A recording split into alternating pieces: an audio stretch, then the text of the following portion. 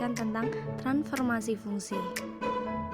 Sebelumnya, perkenalkan saya Dia Ayuningsari dari kelas 12-7 nomor absen 12. Apa sih transformasi fungsi? Transformasi adalah perubahan posisi atau ukuran suatu objek, baik berupa titik, garis, kurva, ataupun bidang. Transformasi fungsi adalah perubahan posisi atau ukuran suatu fungsi. Dalam matematika, transformasi dibagi menjadi beberapa bagian, yaitu pertama, pergeseran atau translasi, yang kedua, pencerminan atau refleksi, yang ketiga, perputaran atau rotasi, yang keempat, perkalian atau dilatasi. Pertama, saya akan menjelaskan tentang pergeseran atau translasi. Translasi adalah transformasi yang memindahkan titik-titik dengan arah dan jarak tertentu atau biasa disebut pergeseran. 1.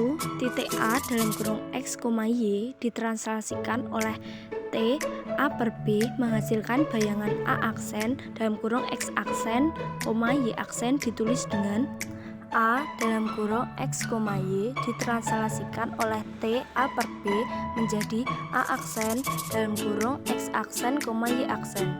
2. Bentuk matriks translasi.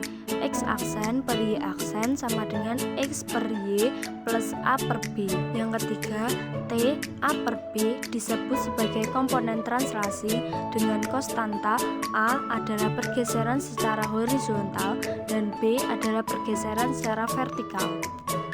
Contoh soal pertama, garis Y sama dengan min 3X plus 7 ditranslasi T sama dengan 5 per min 3. Bayangan garisnya adalah, jawabannya adalah X per Y sama dengan X aksen per Y aksen min 5 per negatif 3.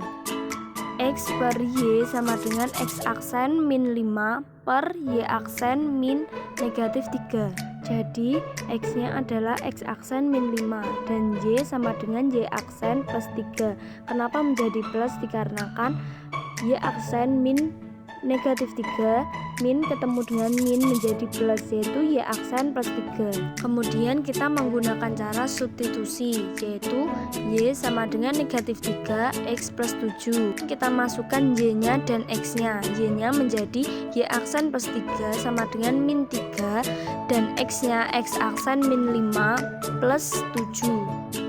Y aksen plus 3 sama dengan negatif 3X aksen plus 15 plus 7.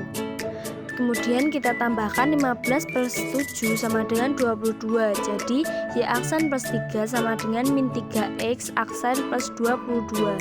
Kemudian kita pindahkan 3 pindah ruas menjadi min, dari plus menjadi min, yaitu Y aksen sama dengan negatif 3X aksen plus 22 min 3. Y aksen sama dengan negatif 3X plus 19, dari 22 dikurangi 3. Yang kedua, pencerminan atau refleksi.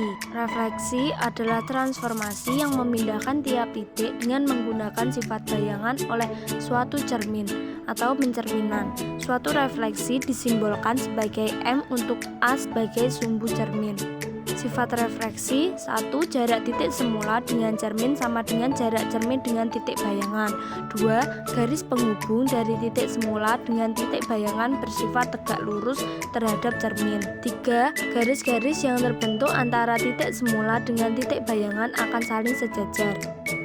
Titik A dalam kurung X, Y direfleksikan terhadap sumbu X menghasilkan bayangan A aksen dalam kurung X aksen, Y aksen ditulis dengan A dalam kurung X, Y menjadi A aksen dalam kurung X aksen, Y aksen.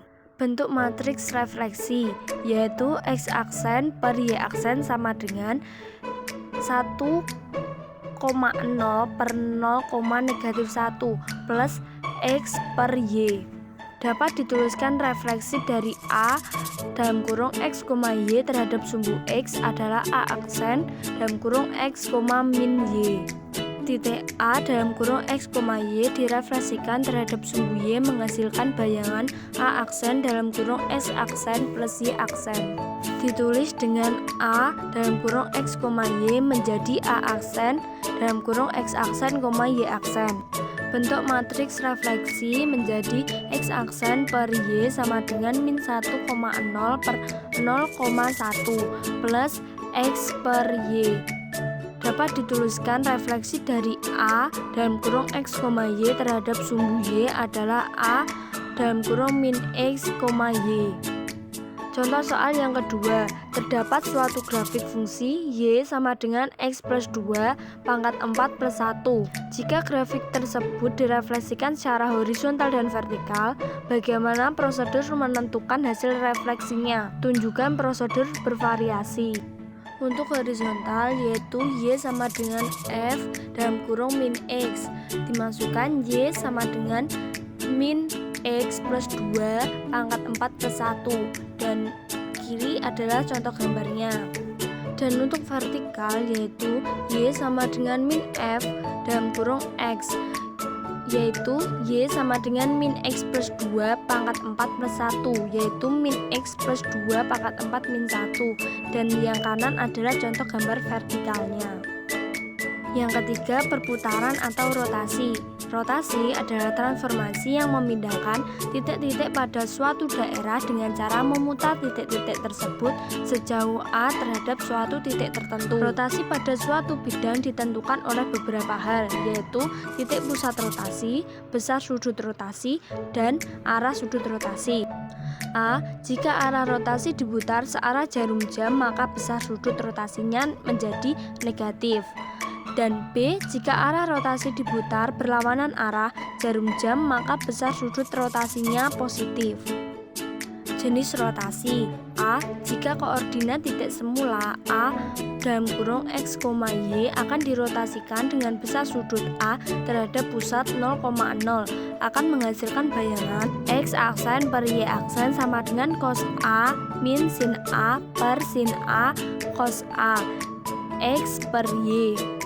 B. Jika koordinat titik semula A dalam kurung X, Y akan dirotasikan dengan besar sudut A terhadap pusat A, B akan menghasilkan bayangan X aksen per Y aksen sama dengan cos A min sin A per sin A cos A.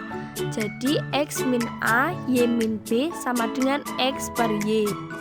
Contoh soal yang ketiga, titik B dalam kurung min 5,11 dirotasikan dengan pusat 0 dengan sudut 270 derajat. Bayangan titik B adalah B dalam kurung negatif 5,11 dirotasikan dari 0,270 derajat menjadi B aksen dalam kurung 11,5. Kenapa menjadi 5? Karena min bertemu dengan min menjadi plus. Kemudian kita menggunakan caranya yaitu X aksen per Y aksen sama dengan cos 270 derajat min sin 270 derajat per sin 270 derajat dan cos 270 derajat min 5 per 11. Kemudian kita masukkan cos 270 derajat menjadi 0 dan min sin 270 derajat menjadi negatif min 1. Sin 270 derajat menjadi min 1 dan cos 270 derajat menjadi 0, dan kita masukkan lagi negatif 5 per 11. Kemudian yang negatif 1 menjadi 1 karena min ketemu dengan min jadi plus, jadi 0, 1, negatif 1, dan 0. Nah setelah itu 0 dikali min 5 plus 1 kali 11 per min 11 dikali negatif 5 plus 0 dikali 11 menjadi 11 per 5. Kemudian yang terakhir ada perkalian atau dilatasi. Dilatasi adalah transformasi yang mengubah jarak dari titik-titik dengan faktor pengali tertentu terhadap suatu titik tertentu. Pertama, titik X, Y dilatasikan dengan faktor skala K terhadap titik pusat 0,0. Kemudian menghasilkan bayangan di titik X aksen, Y. Maka persamaan umum dalam bentuk matriks dapat dituliskan sebagai berikut. X aksen per Y aksen sama dengan K, 0 per 0, K sama dengan X per Y. Kemudian yang kedua, titik X, Y dilatasikan dengan faktor skala K terhadap titik pusat A, B. Kemudian menghasilkan bayangan di titik X aksen, Y. Maka persamaan umum dalam bentuk matriks dapat dituliskan sebagai berikut.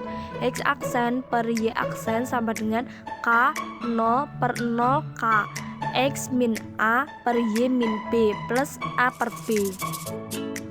Contoh soal yang terakhir, soal keempat, diketahui f dalam kurung x sama dengan x pangkat 3. Tentukan hasil dilatasi dari fungsi tersebut. A, y sama dengan 6f dalam kurung x.